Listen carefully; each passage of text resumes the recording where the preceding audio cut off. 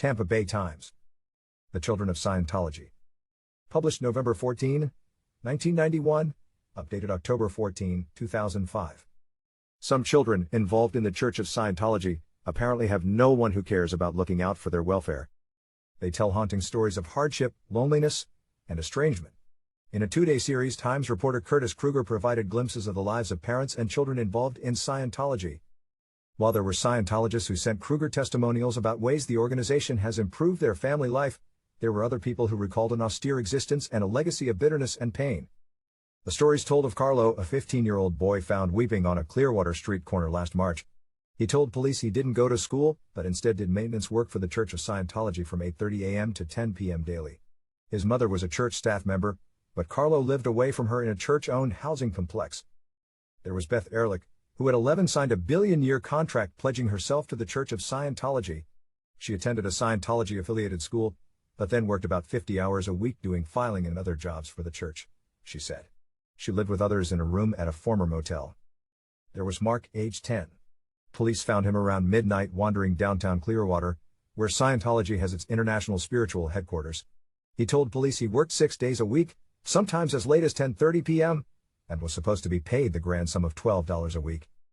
There were other recollections by former Scientologists of poor food, inadequate schooling, overcrowded living facilities, separations from parents, and painful divisions in families.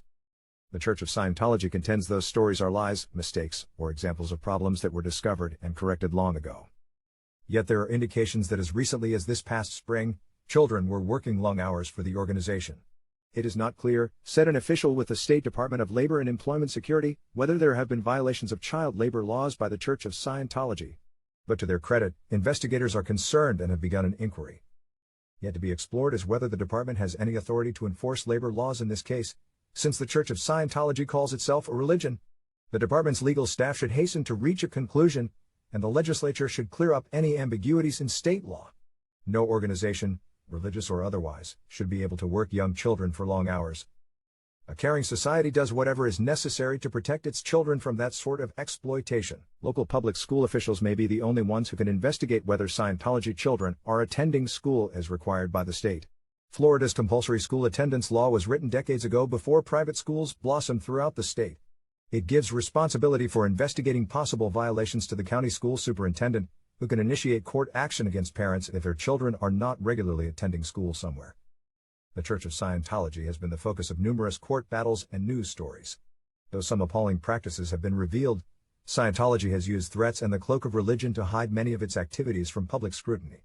But there should be no place to hide if Scientology and its adult followers are neglecting children, requiring them to work long hours, or denying them adequate schooling, rest, and recreation. State and local officials responsible for the welfare of children must find out.